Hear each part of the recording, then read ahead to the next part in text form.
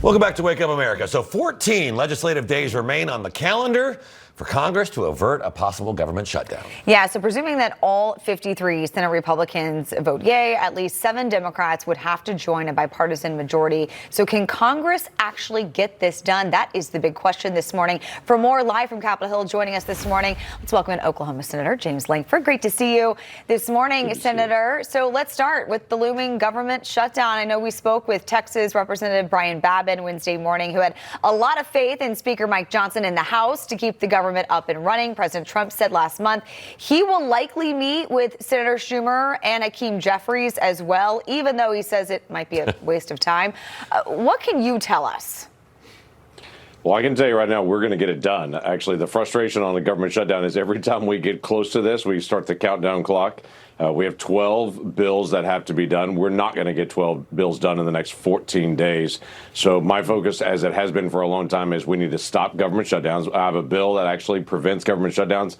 Every member of the Republican conference has signed on to this bill. For the last 2 sessions, we've not been able to get Democrats to be able to come on board. It's very simple. Let's keep the budget fights going. We're $37 trillion in debt. We should have big budget fights, but we shouldn't have a government shutdown in it. So let's hold the American people harmless. Let's stay in session continuously, which is what my bill does, forces us all to stay in session 7 days a week, argue out all the budget issues, get those resolved, and then keep going, because we've got more to be able to do. It's like the $9 trillion that we cut in rescissions. It's like all the work that we've been doing to be able to reduce spending. We need to be able to keep that going, but we should keep the government open at the same time.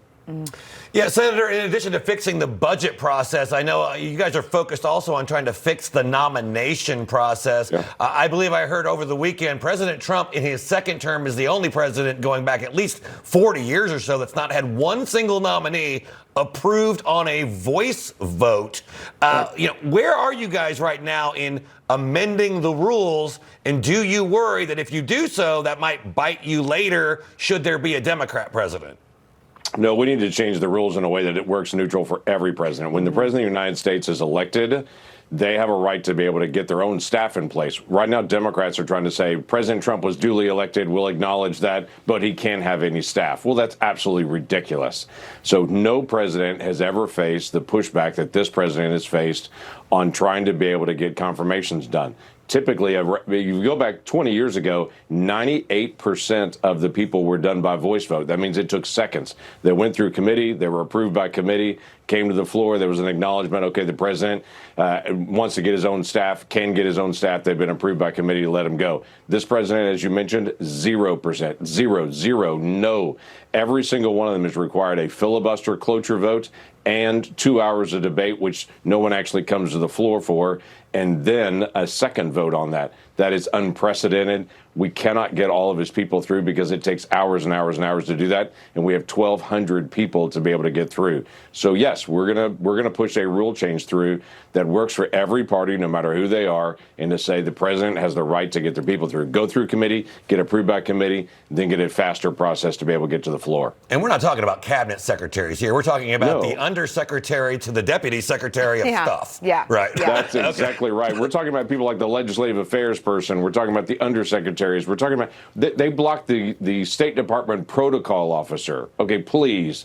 This is not an issue where people know exactly what this person even does, other than the people that work around them that know their job is very important. But the American people are not tracking the protocol officer for State Department. Come on. Once they're approved by committee, they should be able to work their way through quickly. Yeah, Senator, while I have you here, I do want to get your reaction to the crime crisis in cities like Chicago. Yeah. We've seen how President Trump has cleaned up D.C., saying he has an obligation now to step in and stop the murders, the robberies, the attacks. Like we saw in D.C., even if local leaders, Mayor Johnson, Governor Pritzker, they're refusing to work with him. They've said absolutely not. This seems to be not even an 80-20 issue in fighting crime. It seems to be a 90-10 issue. So why are so many Democrats in these blue cities so against any help to fight this crime?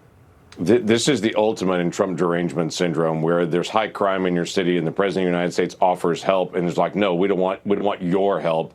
We don't want National Guard coming in. We don't want individuals to try to make our city more secure. when Chicago has one of the highest violent crime rates in the country and does year after year after year, they should be asking for help, not pushing help away.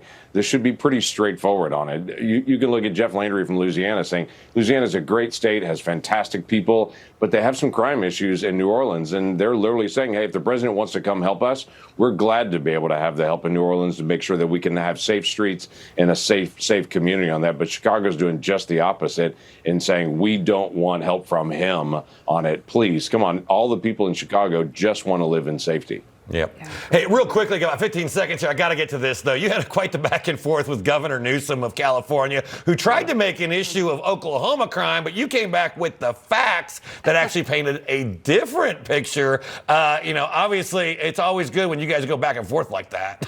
Well, Gavin Newsom tried to be able to push back and say that this senator doesn't know the crime rate in his own state. And I just laughed. I was like, okay, well, let's look at the crime rate in California on it. His robbery rate is 4 times higher. His violent crime rate's much higher on that. Plus, the price of gasoline in California is crazy. I actually asked him, hey, is the robbery rate so high in California because your gasoline is twice as high as it is in Oklahoma? So I would tell you Oklahomans don't want to be California. There's a reason people are leaving California. And it's not because of Gavin Newsom's great policies. They're leaving because they don't want to get away from high prices and high crime. Say no to Californication. All right. Senator James Langford, thanks for joining us this morning. Thanks.